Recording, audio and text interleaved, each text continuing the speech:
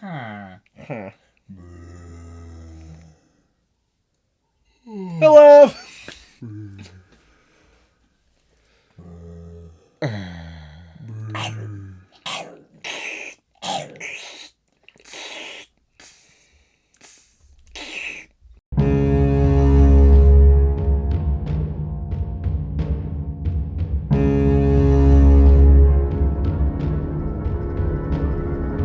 Hello, everybody, and welcome back to the 1313 podcast, the most mediocre podcast in the Star Wars universe. I'm Jacob. I'm Jackson. I'm Tommy. Welcome back to all you Regs, and to all you Shinies, welcome to the podcast. This is the podcast. Please, before we begin, make sure you follow us on all of our social media, that being Instagram, Twitter, TikTok, and Twitch. And make sure that you leave a like, leave a comment, and subscribe to the YouTube channel. Also, make sure that you hit that bell icon, as well as support us by clicking that join button to join level 1313 to have exclusive access to behind the scenes on things like TK's training posts. Also, if you want to go above and beyond and joining and supporting the podcast, please be sure to support us on Patreon. Every month we do a giveaway, except for October. Now we're gonna do something. We're gonna do something eventually. We haven't found anything good enough to give to you people. We don't want to just throw something together, but it's coming. Maybe next month will be a double feature. How's everybody doing? How's everybody doing this week? I'm doing really well. Been working, and I'm on first shift again after for the first time since May. So it's really nice to actually have a life again. Oh. Yeah. Other than that. Go check out the reviews we've been posting. If you're not lame, go check out the cool Obi-Wan Kenobi figure vlog that Jackson recorded. Go check out a lot of vlogs. I did a HasLab pitch, and we have a bunch of other videos that are out. And you should watch all of them. And yeah. How about you, Jacob? Gosh. I finished a commercial for my film class, so that was cool. I'm very proud of it. Everything else is just same old. Nothing really interesting going on this week. Check out our last episode of the podcast, but skip to the very end to see me record in a very nice booth with a very nice camera and a very nice mic. I thought that was very fun doing that. I think eventually we should all record in there, but I think it might have to be an audio only thing because there's not enough space to fit us all in there. If we hold hands. But no, it was fun. It was a lot of fun recording in a nice little space. Very nice, very nice. Very cool. What about you? Action Jackson? I have 8 days till my wedding, so right now it is just kind of last minute cramming for that. I will not be on next week's episode because I have to leave early for that, so... Everybody clap. I completely You're part forgot. of everybody. No. Completely forgot that I was supposed to also pay for one of the bills today for it, so I had to do that last minute, and that hurt my wallet very much. But it is what it is. Cool. Yeah, so I'll probably be either doing the show solo or inviting a guest onto the show next week. Probably might be the King of Ohio, as long as we don't talk about the Ahsoka finale. Because apparently he didn't like it. That's alright, though. Shout out to you, Hybrid. I love you. I don't. And yeah. I love Upon Shout out to Kylo Creations for stopping by and watching the finale with Shout out us. to our sweet little boy. Our sweet little boy. Our sweet bad watching boo. it with us almost every week. For real. He's a G. So, also, real quick, Jacob, let's discuss... Get into the news. Let's get right. What am I discussing? Into the writer's strike. Oh, so the writer's strike ended. So that's nice. How does that affect Star Wars? It affects Star Wars by things will start being produced on the pre-production side of things. So we're going to see Lando is continuing to be written by Donald Glover and Billy D. Williams. It's rumored to be a film now rather than a series. It's kind of going back and forth, so we're going to have to see. So that's currently in the pre-production era.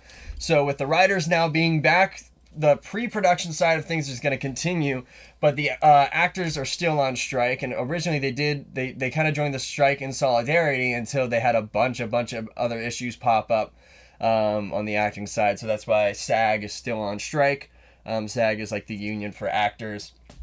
Essentially, there's two things that they're really striking about. One, unfair royalties being spread out across streaming services or people that have films and TV shows that are being watched and are on like the top things on Netflix and Disney Plus, but they're being paid next to nothing for it, for their royalties. Like, because it's different. It's different between airtime on television, because then you get screen time as well as advertisements and all that fun stuff, and they're not getting anything while being on streaming services. So there's that big thing, and then also introduced in, of course, Dial of Destiny had to do this. They were doing HDRI scans, 3D maps of actors' faces for extras, and then just throwing CGI extras in the background and then putting all these unique faces on them. But the biggest problem with that is they scan you once, they give you like $50 to do it, and they never pay you again. And basically they own your likeness, and they can use it however they want. So the actors are continuing to be on strike and like against this new practice. Of course, Disney wants to do it. So they're basically putting their foot down, saying, no, we are people and we deserve to be paid. So fair. Stand with STAG, stand with the actors. Hopefully, apparently, I've heard things saying that the strike might be ending soon, that they might be reaching a settlement, but I highly doubt it. Also, the Speaker of the House was fired. What does that have to do with his right flank went behind his back and was very angry with the settlement that he made to keep the government up and running, and he was fired. This is the first time in American history that the Speaker of the House has been fired. Hey, yo, let me remind you real quick. So my wedding is at a national park, and if the government shut down, all national parks were going to close. So my wedding was about to be in shambles. So I was praying that the government would do its job for once. I was like, well, the last time the government shut down, it was for 35 days. I was like, this is about to be interesting. I think the last time they even, the government even discussed firing a Speaker of House was, over 115 years ago. That didn't even happen. It was just discussed. Yeah. Should we do it? Yeah, so this is... we are witnessing history. Yeah, very cool. I think. Dopeness monster. Oh, and then immediately after he was fired, this dude goes up on the podium and was like, hey, I'm the speaker now. He got to choose who he wanted to be, so now it's me. No, they're still deciding that. No, that's not like a set in stone thing. The House has to vote. Well, it's him for now. That's not how and then the old Speaker of the House isn't gonna run again. Makes sense. Well, that makes sense. I feel like, okay, so getting back to the strike at least first, bro. I feel like it's been very disappointing that the writer's strike had to happen during Ahsoka, because now we can't get any actors' feedback on the show at all, just because they're not allowed to speak about it or promote it. So it's like, oh my gosh, it would be really cool to see what Rosario Dawson thinks about this now, or all these actors in the show and how they enjoyed being in Ahsoka. And it's like, nope, can't talk about that. I mean, they can talk about it as soon as the strike as soon ends. as it's over, but for right now, it's completely hurt as a whole. I mean, granted, they still have a ton of pre-recorded stuff from before the show started of them giving their 2 cents on the series, so they're just releasing those. That's the other thing is I see some Star Wars podcasts are like they didn't talk about Ahsoka at all for the last 8 weeks. They would just refused because that was their way of supporting the strike. And I'm sitting here like that doesn't, in my opinion, that doesn't do anything. No. We're just Star Wars fans, so we're just going to talk about stuff. Exactly. I'm not praising the practices. Are here to be entertained. I'm not praising the practices of the big corporation. No. I'm talking about the story. Yeah. The thing we like. I'm not advertising it. The story that apparently was mid, according to not just some, but Well, let's look at what I looked at. I looked on Twitter according to my research, and I looked at some other Discords that I will not disclose, who have historically been extremely negative about everything. And the thing is though that with this show, the negative stuff is so nitpicky, which I think speaks to how good the show is when you have to look at tiny little details just to find something to be upset about. It's like, and a lot of the commonality in the arguments that I was seeing was like, it wasn't what I thought was going to happen, therefore it was bad. When I think that should be rephrased to, I didn't like it because I thought it should have been done this way. But then that raises the question of, well, what would you do differently? What would you do if you were writing it? I kind of feel like a lot of the negativity, at least for Ahsoka, from what I've seen at least, I feel that a lot of people watched it and now they think we're about to hit the dark times again and this is it for Star Wars. But my response to that, honestly, is just like, this isn't the end. Like, they have to keep making the story. So all these things that you're saying kind of conflict with each other, or why did this ending have to be like this, or why did these characters get sidelined per se, it's not over yet. Like, it's supposed to work as one flowing thing. We just stopped because they didn't make more of the story. Well, it's like there's an argument that I see a lot, not just about Ahsoka, but like all the recent Star Wars projects, specifically the series, that they're like, this as a standalone thing doesn't do well because you have to watch other stuff to have it explained.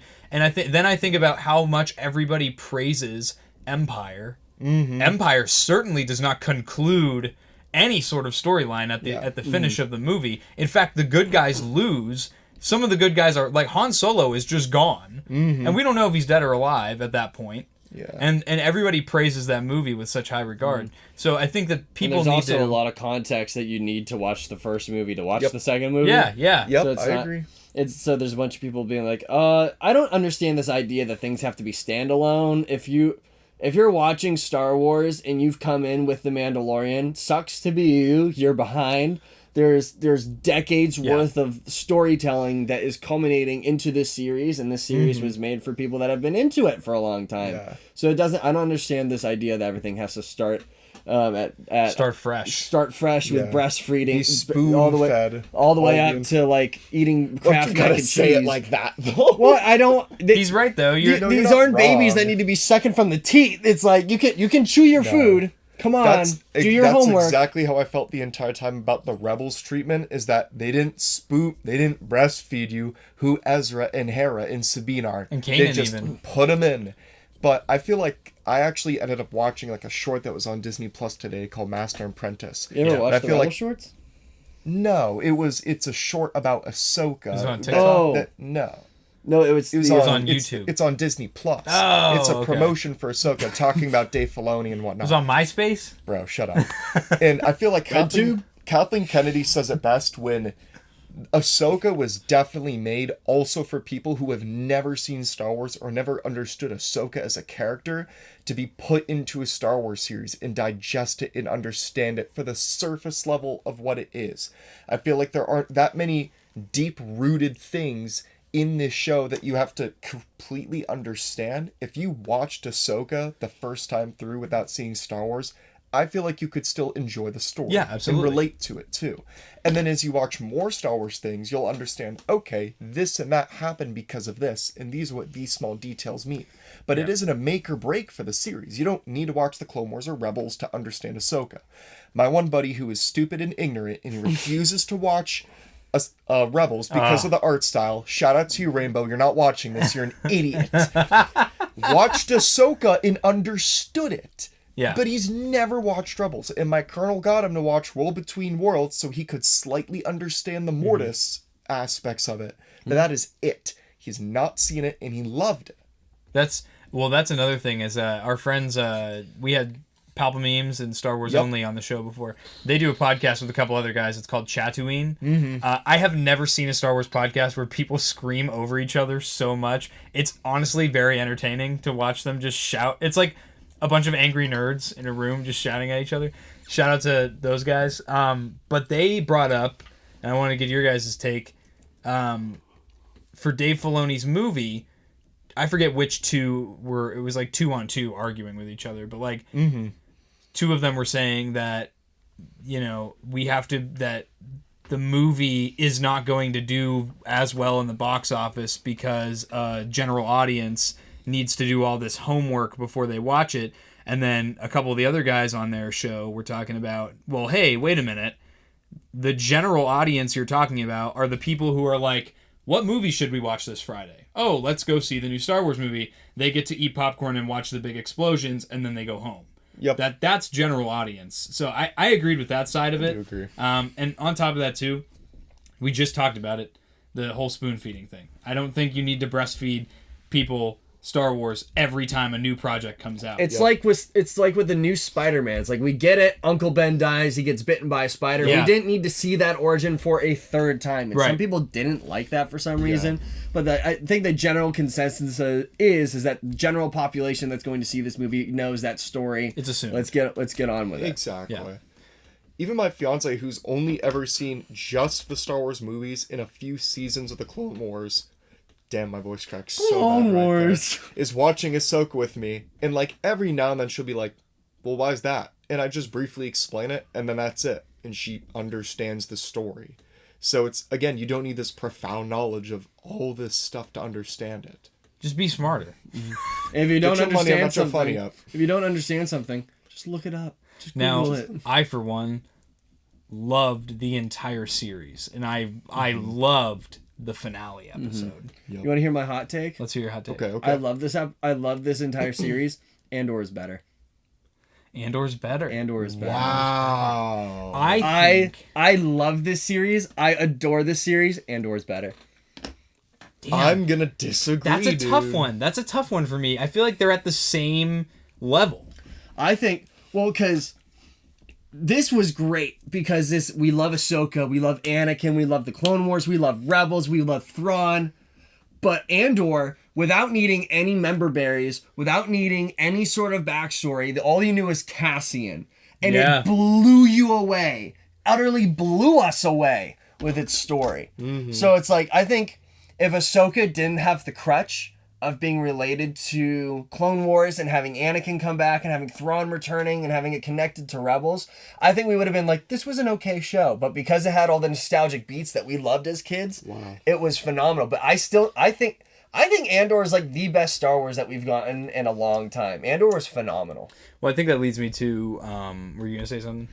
I mean, I was just going to say I disagree on that, only just because I try to look at this from my enjoyment level, if you will. Yeah. And I feel like Ahsoka was the show that brought us back all together to watch it consistently every week. We were traveling to watch it with friends, going out to dinners, doing fun stuff.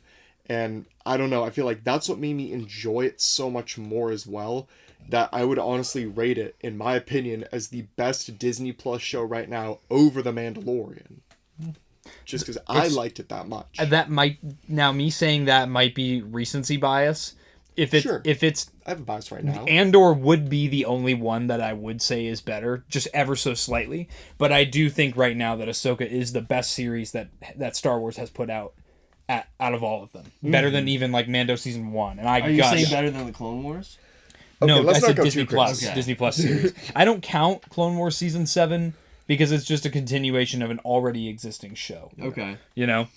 But don't get me twisted. I absolutely love this show. I still think the best episode was with the Clone Wars flashbacks. Right. It was hands down. I like fantastic. that in the final episode the most. Now, yeah, in the final episode. this last episode, and that was the other thing I saw a lot of people criticizing, was like blah blah blah, main story.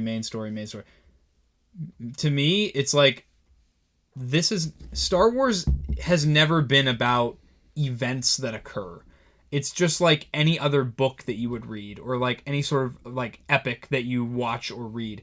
It's a saga about characters, and yes, there are big events that happen around the characters, but at the end of the day, this show specifically, but all of Star Wars, is about characters. Revenge of the Sith, yes, there are things that happen, but Revenge of the Sith is the story of the downfall of Anakin Skywalker. Mm-hmm. If you look at A New Hope, yes, there are things that happen. They blow up the Death Star, blah, blah, blah, all this. There's a civil war. But it's about Luke, Leia, and Han. Mm-hmm. That's that movie. All of Star Wars is about characters, and there are events that take place that, yes, there is a timeline and there's a sequence of events, but I think that it would be a lot more boring if we only focused on the events happening and not the characters and how they grow and change. But, yeah. But Agree. Let's talk about this episode, guys. One of my favorite parts, and one of Jacob's favorite parts, the Death Troopers. Dude. The Night Troopers. They're still The Night Troopers. But bro, whose idea was it to give the invincible undead Death Troopers Death Troopers because they're in the Death Trooper armor. Yeah. Beskar armor, though, when she hit him and the thing, her blaster bolt just deflected, we were like, what? The helmet wasn't, which was weird. It was the neck. It was, well, Yeah, the helmet that's- was breaking. And then there was, like, you could see its zombie mouth. It was weird. But yeah, I heard the ping of the, yeah. Also, did you notice that the first hit, Ahsoka runs him through all the way and he doesn't die? Yeah. So at that point, I was like, what? This show did a really good What? job with, like, when they would shoot the blasters, they would hit him in the face and they'd, like, show it. And then the slashes and stuff. And the That was beheading. wild. The beheading. That was crazy. Dude. The technical off-camera beheading, but still. Oh, no, you still saw a head roll. You saw the head. See heads roll. Yeah. That was wild. Dude, the Night Sister stuff in this episode was I wasn't expecting. I think it confirms our theory that the Night Sisters are bringing an undead army to the Star Wars galaxy. That'd be pretty hype. Dathomir. Those dude. are all caskets. I didn't, First time seeing Dathomir in live action. Dude, I won't even cap with you. That was creepy when they did the ritual with Morgan and they like did the thing on her eyeballs. That was weird. I liked it. I liked it a lot, and they made her a lot cooler. I like creepy stuff, so this was a a good Halloween episode. Halloween episode just dropped.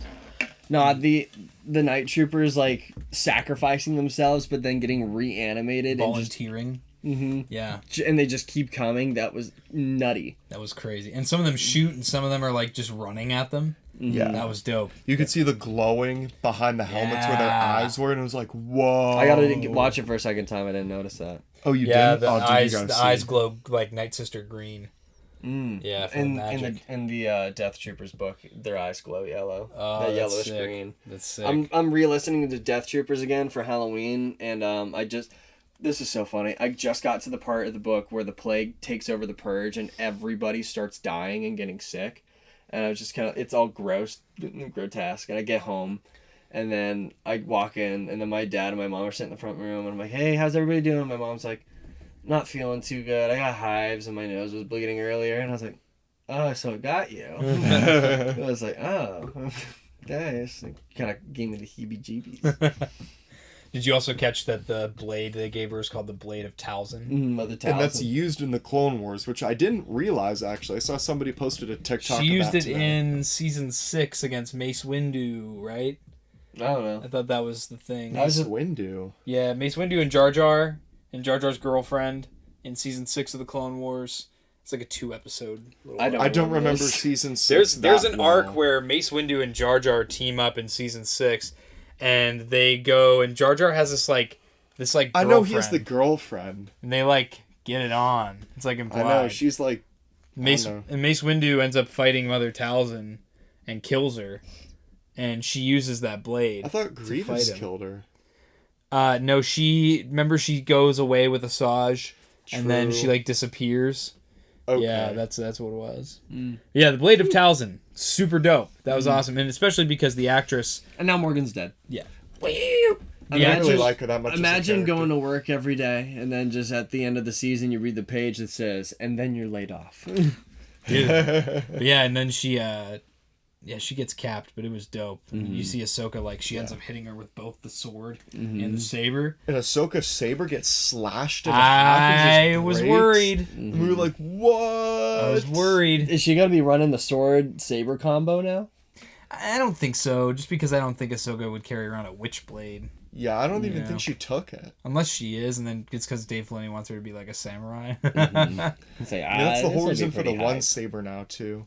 Yeah, that fight scene was intense. Again, in another part of that documentary I was just talking about, Dave talks about really taking their time with the choreography for the fight scenes. The what? Shut up, Jacob. We're not- Choreography. Choreography. for The choreography. Shut up, dude. The choreo. fight scenes, just because he was like, yeah, the fans can tell when it's not good. So I felt like that was a subtle jab at something that they've done before. It was a jab at the earlier Disney Star Wars stuff. You know, I mean, yeah, because it's just flashy and not realistic. Where Nah, this is. This was hyper impressive, like the beginning of the Morgan Ahsoka fight, just because it's one camera locked off and it doesn't move, and that's when if the choreo is bad, if the rehearsal is bad, having a steady camera will just bleed that all out, because then you can just sit there and watch steadily every imperfection that they do. So it was very obvious that they most of the time in learning the fight scenes for this series went into the very end. There's a couple points at the beginning where it's just like, they hit sabers, it's this, it's that, but this one was done like super. It also helps that Morgan's actress is trained in martial arts, so she already knew how to fight with a blade. So that was just a cakewalk for her, which makes it again a lot more believable. You know, she's a real life Power Ranger. One of my favorite little Easter eggs from the beginning of the episode actually was with when Sabine is talking to Ahsoka and asking if she's like practiced her training and all. And she's like, I try. And Ahsoka's like, then she's like, I do. Yeah. Because it's the implication of the do or do not. There is no try. That's why I was like, okay, that was really rad. I like that. And we got to talk about Ezra rebuilding a new lightsaber. Yes. And Hu Yang is like, I know what you're looking for. And he pulls out Kanan's emitter. One of two of two. I thought that was really sweet that it's canons. I don't know why this whole show I've like teared up, but I haven't like shed tears or anything, and I don't even know why. Like I don't know why this hit me, but I saw that happen, and Hu Yang explains that it's the same identical one that Kanan had, and I just like had 2 tears go down my face, and I was like, why am I crying? Like what? I think it's because their relationship is so touching, and Ezra's been detached from the galaxy for so long. You know, he hasn't had a chance to be around his people and like mourn the loss of Kanan. Yeah. And for him to just have that moment, I think that was just like to have a piece of Kanan with him, you know? I think especially for us, that entire thing hits a lot deeper, because every single master and apprentice relationship that we see really expanded on is either this great grandfather figure to this learner or a brotherly relationship. Ezra and Kanan are the only father-son type relationship. Right. So I feel like that's one reason why it hits home. Besides Luke and Vader, but yeah, They don't ever have that relationship though. It's just kind of like, I am your father. No! This was the only actual part of Ahsoka that I was going to nitpick, just because there's this, we talked about it yesterday after the episode, there's this whole idea that you get your kyber crystal because it calls to you, yada yada, but then there's kyber crystals lying around in the back. But then Jacob and Kylo were both explaining that there are several instances where characters just get new lightsabers. Like, how did Anakin find 2 new kyber crystals for Ahsoka's lightsabers in season 7? So there's and that. How did Ezra get his second crystal for his new lightsaber? And then in episode 2, his first lightsaber was chopped in half. Yep. How did he get the new one for 3? Same with Obi. And how did Luke get his new one in episode 6? And yeah, the debate could honestly go on forever. So although that was an initial like, man, like, how do you get the crystal? It isn't that big of a deal. It's like, whatever. I'm not going to cry and complain and say that it was some huge inaccuracy. Also, Balin has a green crystal in his belt buckle that Kylo pointed out. Yes, he did. Really? Yeah, and I think that might be his original kyber crystal from the Jedi Order. He would definitely be a green saber. Speaking of Balin, do you want to talk about the Balin thing at the end of the episode? Yeah, so I had the big brain moment of so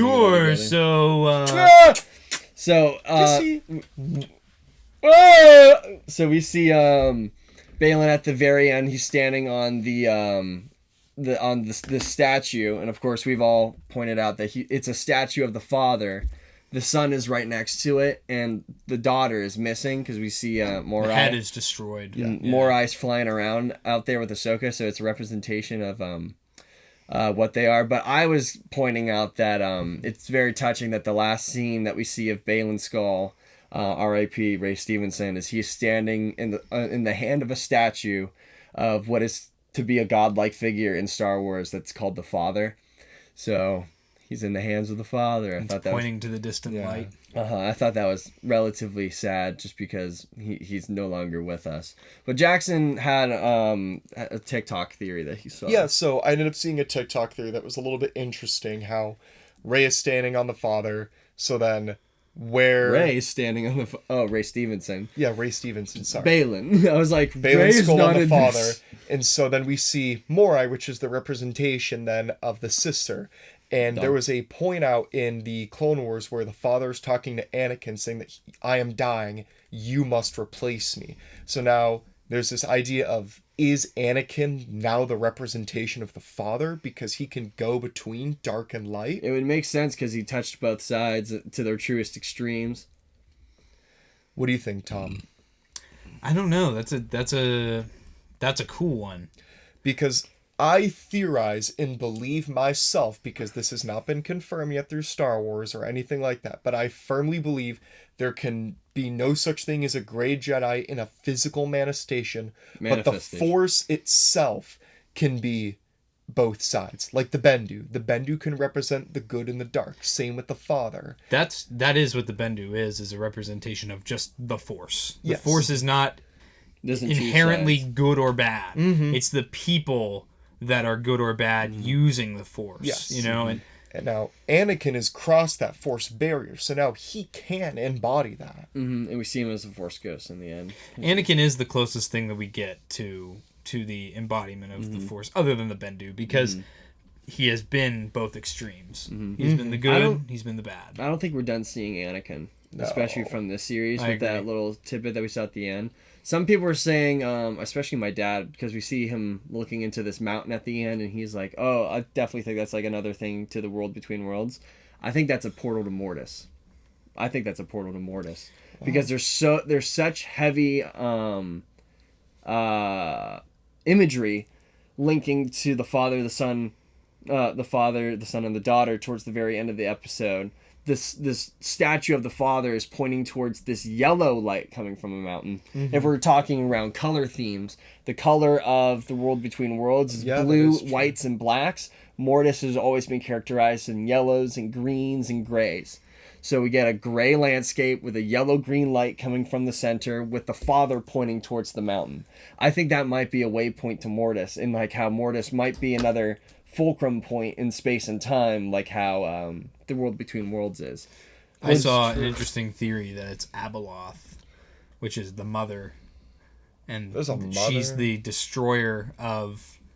And this isn't obviously canon, but it's like there's the idea that there's the mother. Her name is Abeloth, and I saw a theory that the statue of the Father is pointing as a warning that like that's where it is, because Balin says he wants to destroy everything, like go back to the beginning, and what Abeloth does is she destroys the entire universe, as she just consumes everything, and they had like the Father, the Son, and the daughter had to lock her away because she was too powerful. Interesting. And that's an interesting theory. This is how Dave Filoni's gonna retcon the sequels.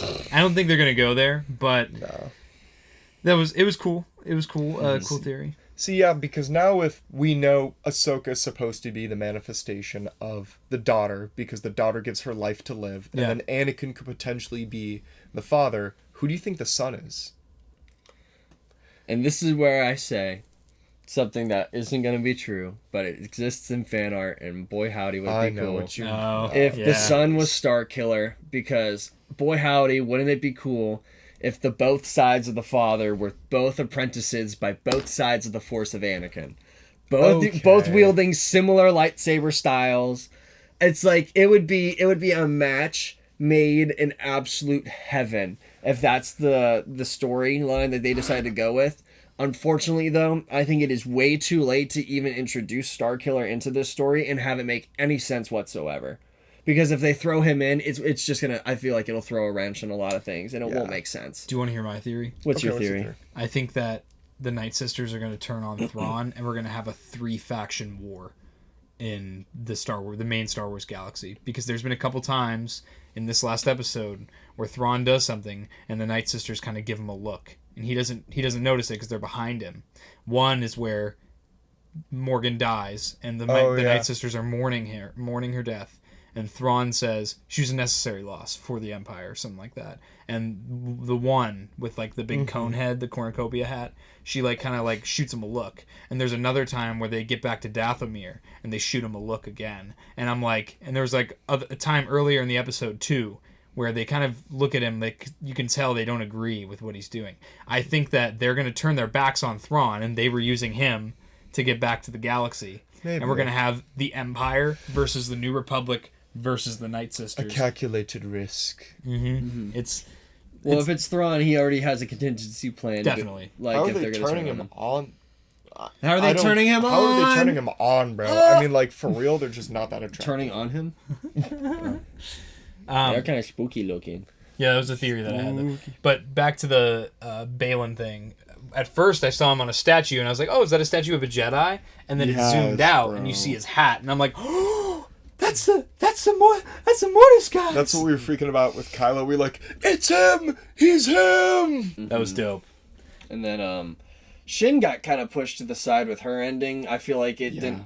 It's unfortunate. Like, I thought she was gonna go back with the Empire and then rule there, but instead she just went to hang out with the Tusken Raiders of this new place. To me, I think that was one. I think that for the story purpose, obviously, which the biggest twist of them all, the Infinity War style ending, where none of our main cast that came to go get Ezra end up getting back to the galaxy. Scammer gets scammed.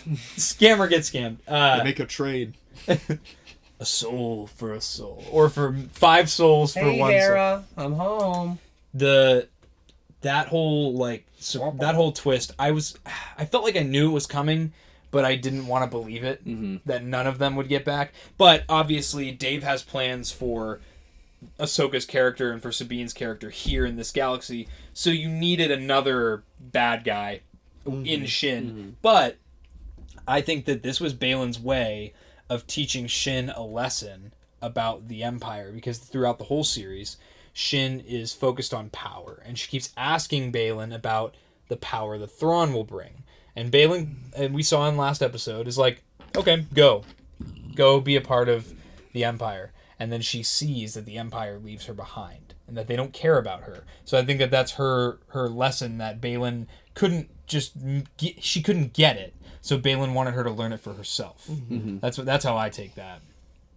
I like the exposition that we got at the end of the series, but me and my friend were talking today. How crazy, how bonkers would it have been if the episode just ends with "Long live the Empire" and then shoots out, and then that's where it ends. I thought that's where it was going to end. I agree. Yeah. I thought it was about to be over right then and there. I was begging that the episode would not stop. I saw some criticisms about Ahsoka's reaction when she finally gets to talk to Sabine on top of the T6 shuttle.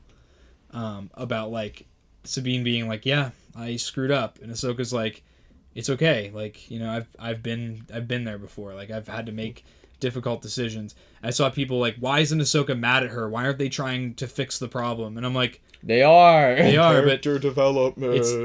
The whole thing was Ahsoka being consumed by her past and being harsh on herself and others because of her guilt and her fear. And she learns to let that go, and in talking to Sabine, we see that she has let it go. Also, Sabine learned her lesson the hard way. She doesn't need Ahsoka to yell it at her and drive a wedge between them. And if we want to be technical about it, Sabine would have died way back on Cetos either way.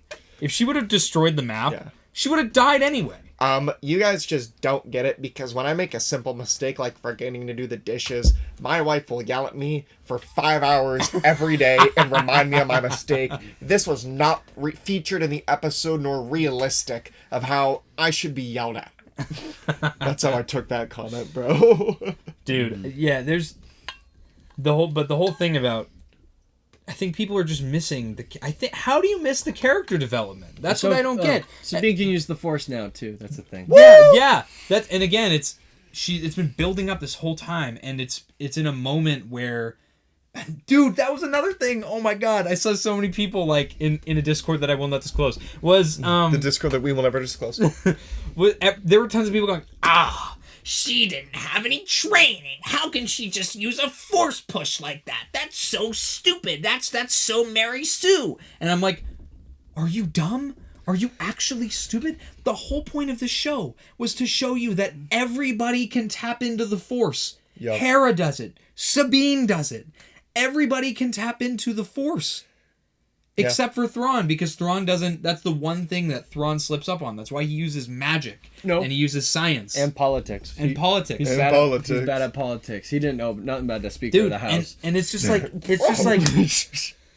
it just blows me away, because it's like, dude, from A New Hope, it has been said that anybody can tap into the It Force. flows in all living beings. It's like yes! it surrounds us, it penetrates us, and it binds the galaxy together. already Y'all went forgot Obi-Wan ever spoke. We already went over this in a previous episode, but it's midichlorians. It's like your talent meter. It's not like your natural talent for it. It's just Anakin's super talented. He's just That's why he was just a powerful. protege. People are like, oh, well, only certain people can have the Force. That was established in the OT. And I'm like, no, it wasn't.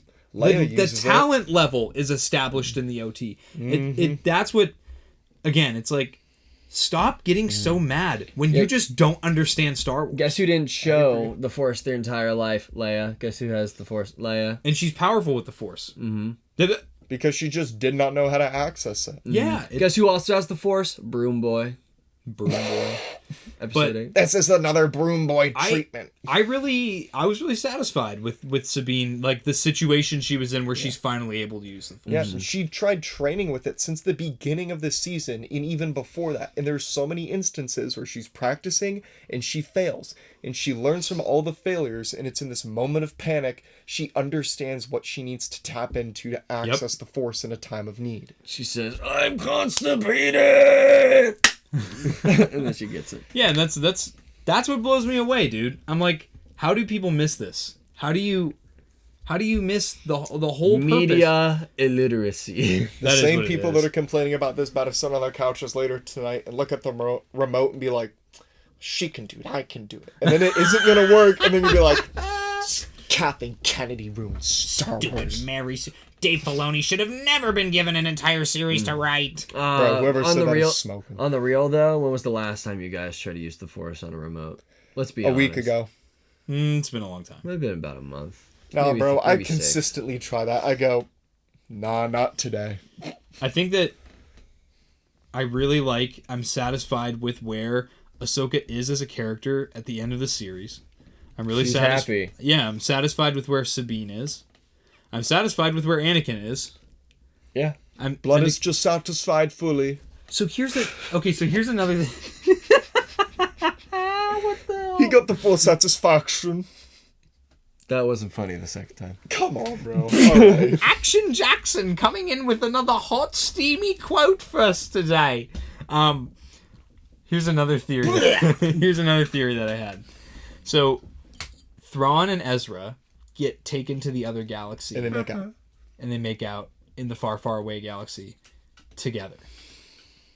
How coincidental is it that they're the only ones that make it back and they are together? They go back together.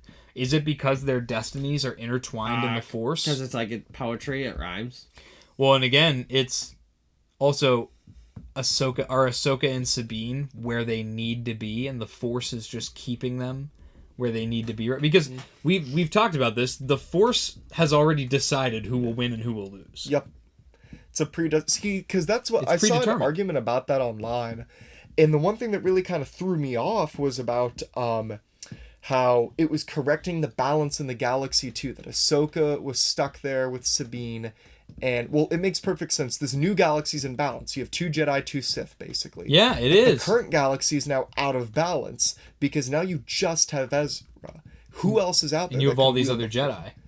Yeah, you're right. Yeah. Ezra and all these other Jedi. So who's the opposite correction of that in this galaxy? Maybe it's the Empire coming in to Palpatine. destroy them. Palpatine. Maybe. Kylo Ren's rise. And also, I totally forgot to mention this from last week's episode.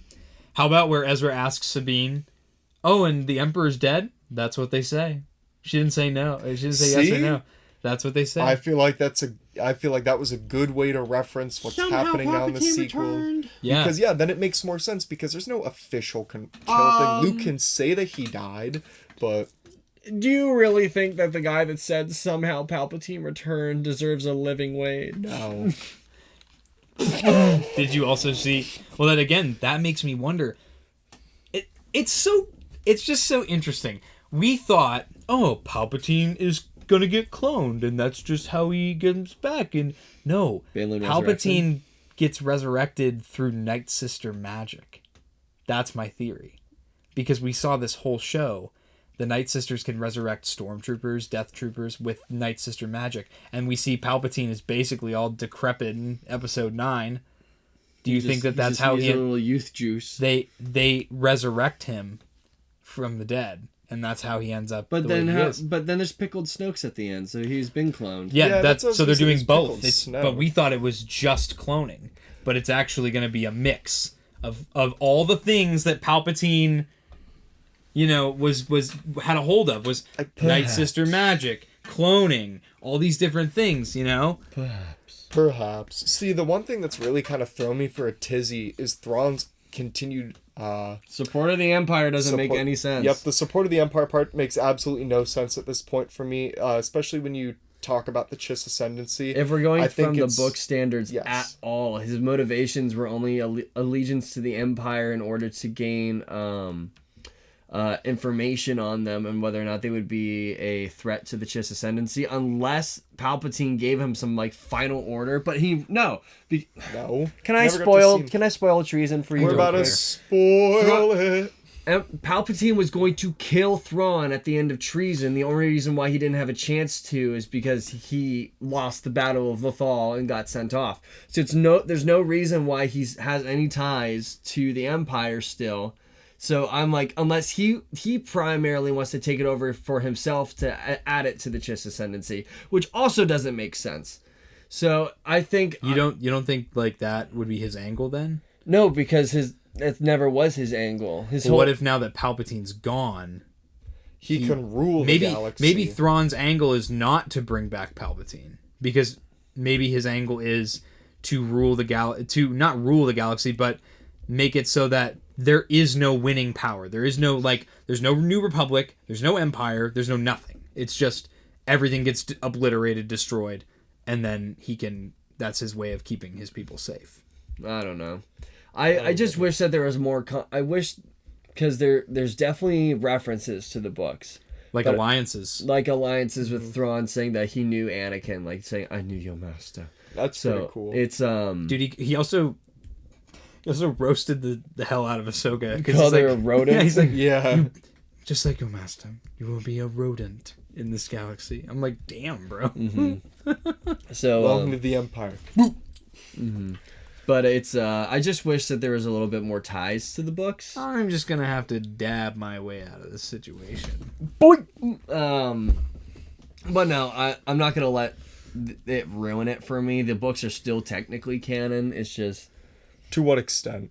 too Until what it's seen in, purpose? because the film, the shows will always take precedent over the books. Hey, did you guys catch that Sabine's I didn't catch a backstory was fish, no. explained a little bit more? Yeah, with her I family? liked Which that. one? That was really Where good, her dude. whole family dies in the purge. Hu Yang we knew really. about that. Hu Yang is just the best at just strategically trauma dumping and info dumping on people. He's like my friend by the Peter's way- character in our current D&D We already campaign. had a little tidbit of it. Her parents being dead in the purge, though, at the beginning of the series. He explained it more in depth. yeah. The dynamic between Ahsoka and her, though, was explained more. It was that Ahsoka was worried that Sabine would use the Force for the wrong reasons, and that she would tap into the dark side in order to save her people, which, again, comes from Ahsoka's selfish fear and selfish guilt about Anakin. She is worried. But wait, it's not like that fear is unfounded. Let us not forget all of the atrocities that man committed. But he's hot! He is But he's hot. hot! He's like Ted He's Bundy. He's literally hot at the end of the movie. The He's Ted hot. Bundy moment. I would be that woman in the court being like, he couldn't have done it. He's too hot.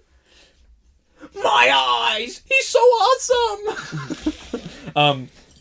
No, but, and again, we get, that's what I mean. It's like, how can you say that it was filler and it didn't progress the main story? Like, it's not about whatever the main story is. Whatever like, your main story is. That doesn't make any sense. This show has nothing to do with any of that. And in my opinion, what is oh dude. Grogu This wasn't is a the new story filler. because The Mandalorian Season 3 ties a bow, wraps up everything that we saw Yeah. happening in the new It's sequels. a trilogy. And now this introduces, hey, this is the new problem that will drastically affect all of these characters that we've showed. And it's again, we already know that Din Djarin's gonna help out with Thrawn coming back, and that's going to be his next thing in season 4, because he tells Carson Teva at the end of season 3, "Oh, if you guys ever need my help, just let me know." Shout out Carson Teva, he the real. And then homie. New Republic's going to be absolutely getting booty clapped by by Thrawn and the My Night boss will Sisters. be like, I don't know what to do with my hands. I don't know how to do my job.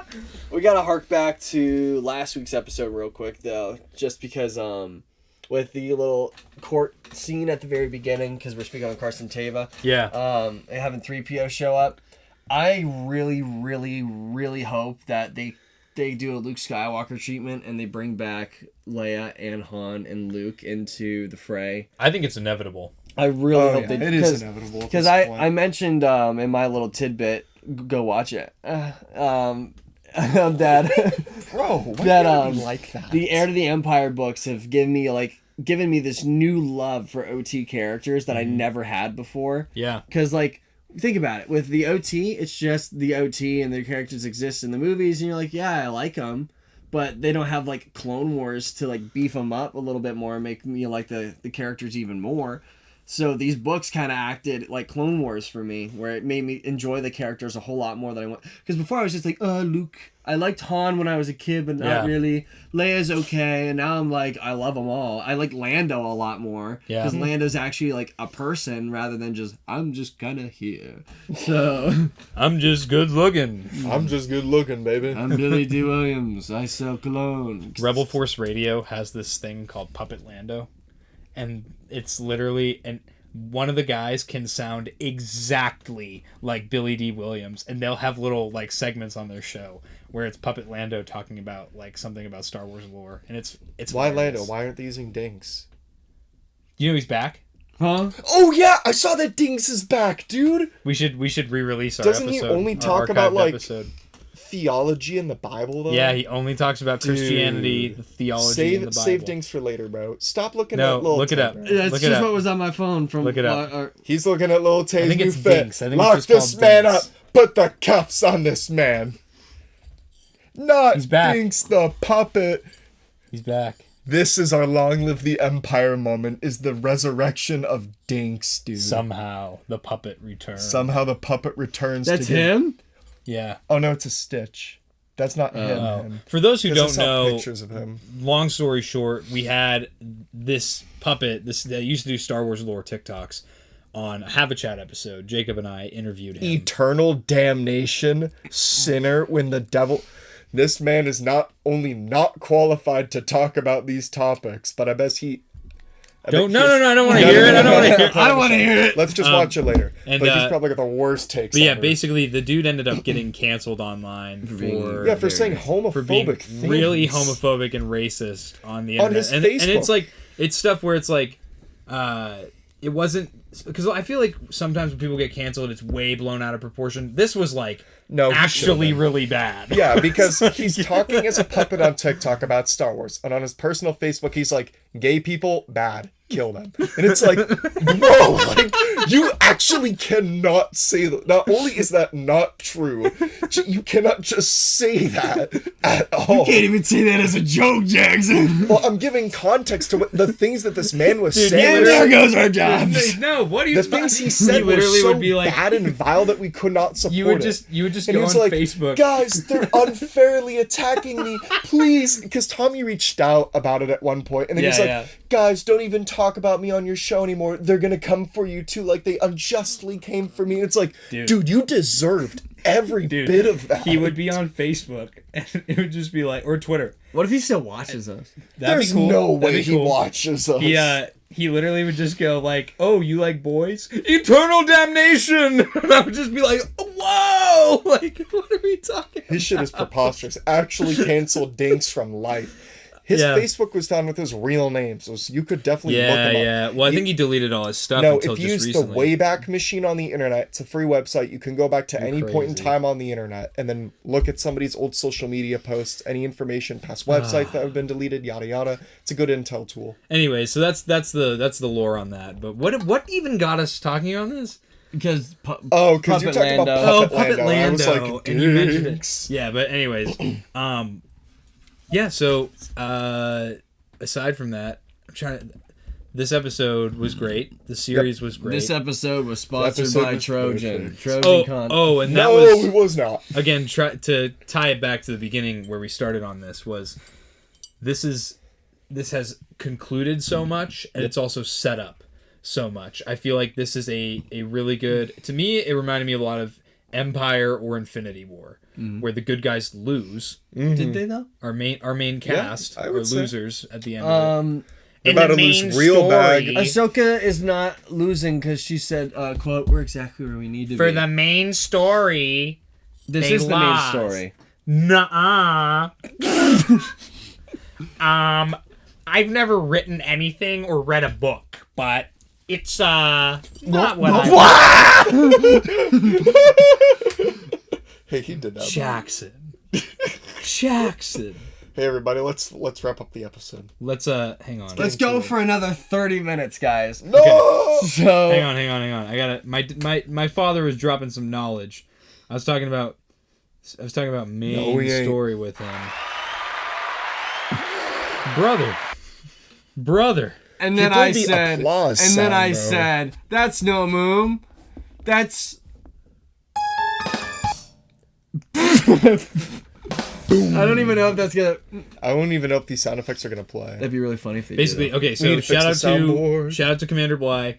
I was texting him Oh. yesterday about this topic, and he said that Star Wars is not a history book about events that occurred. It's a story about characters. You made That's that the point. whole reason humans tell archetypical stories. They are lessons Now who about can how we speak? can grow beyond our perceived potential and limitations. These stories are meant to encourage us to become better people, not a catalog of past events on a timeline. Yeah. And I was like, that is a very elegant way to put that. If you go back to the beginning of the episode, he said that. I didn't say the last part. Yeah, But- you said it. So who said it first? Did Bly say you that idiot. You Jackson. stole his flow. He stole his Jackson. whole flow. Word for word. you're so for dumb. Wait a word. minute. I get. Jackson's not paying attention to the main story of this podcast episode. You need to open your eyes, your ears, and your nose. Please tell me you didn't rip one. So I Jackson, thought you were what? really gonna And flinch at that. And So then Jackson- nobody bro. flinched, dude. Not one of us. Jackson, what is your because this is a famous What's your rating? part of the podcast. I said I gave it a 10. Jackson gives it a 10. Jacob, what do you give the show? I'm gonna give it a Dave Portnoy rating. I give it an 8.7. 8.7. 8.7. That's respectable. 8.7. It's like a 9. Got a good crust. Dave No, Portnoy stole my video. Good undercarriage. Good undercarriage, nice and crispy, nice thin, light pizza. One bite, everyone knows the rules. Then he takes multiple bites. I'm gonna give Ahsoka because it's like I may as well just give it a 10 just because I thoroughly Bandwagon. enjoyed it. Star Wars shills. We also gave Kenobi a 10. We did, and Oh, no, no. we didn't. We gave it a really high rating. I think we gave it like a 7 or an 8. No, we gave it like a 10. No, because by the end, some of y'all didn't like it. You didn't like it, I thought. No, we That was Book of Boba. Yeah, It was Jacob Book of hated Boba. I just didn't like the finale. I just thought the finale is kind of too much. Too many eggs in one basket. But yeah, guys. Well, Bye. I really hope that you liked this episode and you enjoy me by myself. Shut up. Now, you guys ready for more ear rape? Alright, everybody. I hope you enjoyed this episode of the podcast. You're getting this in your left ear, in your right ear, in your left ear, in your right ear. That's how it works. It's definitely not how that works. But thank you guys so much for watching this episode. We'll see you guys next time. Goodbye. Hey, this is Vanessa Marshall. I play Hera Syndulla on Star Wars Rebels, and you're listening to the 1313 podcast. Dun dun dun